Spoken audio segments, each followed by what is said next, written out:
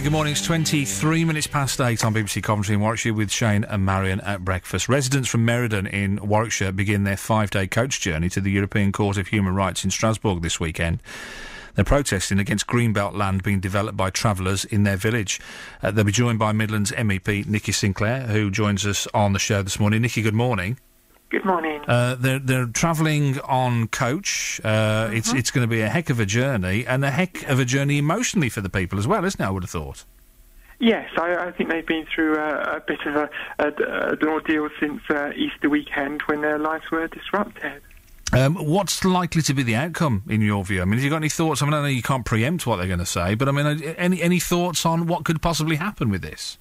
Well, what this is actually a protest. I mean, the European Union and the European Convention of Human Rights, as enacted by the Human Rights Act, has created a jurisprudence, which is a way that our courts interpret laws, which has basically given certain groups of people special rights and not equal rights. And that's what these people are going there for. They're campaigning for equal rights and not special rights.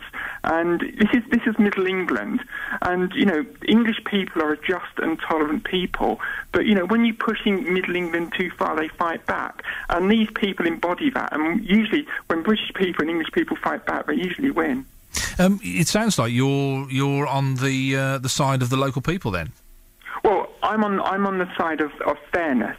And this is inappropriate development. I'm on the side of Greenbelt. The Greenbelt is the lungs of our nation, and we need to protect it. It's there for a reason. You know, I've offered on this radio station now 3 times to help the travellers to find sites because, you know, they need to be treated with dignity as well. And 3 times now I've offered this, and not one letter or not one contact has been made from them to seek my assistance. And the offer goes out once again for the 4th time today. If they need any assistance, come to me and I will do my level best. And where is an appropriate site? Because, I mean, presumably anyone who's living near an area where you would propose would say, oh, no, thanks, Nikki, not in my backyard.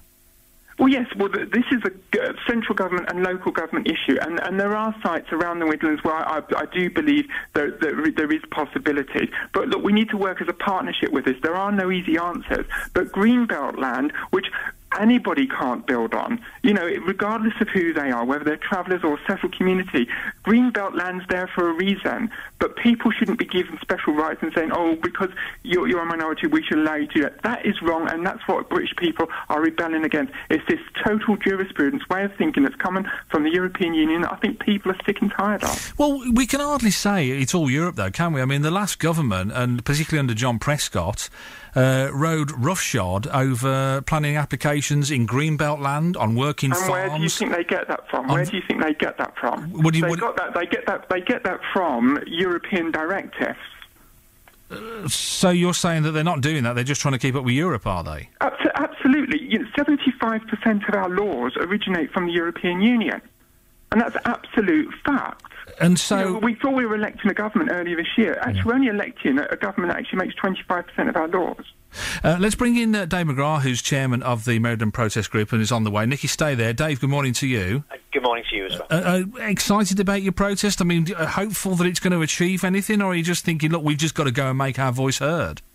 Well, it's all of those things, really. We are excited that we're able to make a difference. We've already made a difference in terms of lobbying the UK government, our local council, and various other organisations, and now we're taking our message to Europe for all the reasons that Nikki has suggested. But we're also complaining to the European Parliament that our human rights have been fundamentally violated in this respect. Article 8 of the European Convention says that we have a right to a private and family life. That right to a private and family life has been ridden roughshod over by people turning up with bulldozers and barristers on a bank holiday weekend, desecrating a designated wildlife site in our precious Greenbelt. Is there an official way, Dave, that you can do this rather... I mean, because you're doing this in the form of a protest rather than an official channel, aren't you, as I understand it? We're doing it officially at the local level through the public inquiry that will be held now, which is to debate whether or not the planning decision to refuse this permission was upheld. But we're also going to take a protest letter to the office of the President of the European Union, and we're also lobbying members of Parliament. They are looking to revoke certain of the Prescott directives that you were talking about. We're supporting that, but we want to be clear clear that what we end up with doesn't provide these planning loopholes that gives a green light to unethical developers to just charge in on green belts and claim human rights and all sorts of things just to be able to develop on that land. Are you as confident as Nikki is that the problems are occurring within Europe and not within the UK? Because, I mean, we do have a government that presumably has the right to say, well, we're not going to do that. Well, I think, as Nikki said, and it's very fair what Nikki said, is that the UK government is very heavily influenced by what happens in Europe. They've just signed the European Treaty of Lisbon. That came in December 2009, I believe, which means that a lot more of what we do has to be cognizant of what's been voted on in Europe.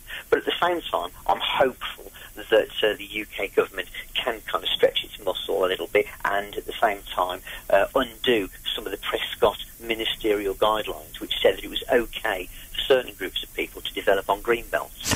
Nikki, you're the MEP. What are you doing about it? I mean, the bigger picture of tackling this issue of Europe telling us what we do and how we do it. Well, I'm obviously in opposition in the European Union, as you would probably understand. Yeah. What I've instigated recently is a 100,000 petition under the new coalition promise is that they would have a debate in Parliament.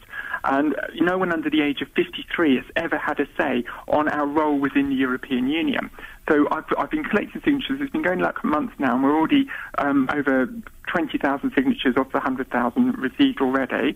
And that's what I'm trying to do, force a national debate on what the European Union means for us, what it costs us, £45 million a day, what we get out of it, what we put in, the laws it makes, and are the British people happy with this? Because other countries in the European Union have had referendums, and we haven't. Why haven't we had a referendum? We keep getting promised one, and we haven't had one. But even when we have one, and they get overturned, as Ireland will testify to. So I mean, there's no point having it. I mean, this is the point, isn't it? And I know you're as frustrated as a lot of people are, but I'm just saying, you're doing all these things, and it just seems like you're never going to win. Do you feel you're never going to win this? Well, you've always got to have hope. I mean, it's better to do something than do nothing at all, and that's why I keep fighting. That's what people elected me. People elected me to say no to the European Union, and by doing that, I'm giving them a voice to say no to the European Union. I'm better here campaigning against these laws which have such a devastating impact across the West Midlands on jobs, etc., and it's better me here doing that than some pro-European who's just making more and more legislation as we find from the Liberal, Labour and the Conservative Party. All right, we're going to leave it there, Nikki. Thanks for that. Nikki Sinclaire MEP, and also talking to Dave McGrath there, who's from Meriden in the West Midlands, who are heading off and starting that journey in a little while, in actual fact. You're with Shane and Marion at breakfast.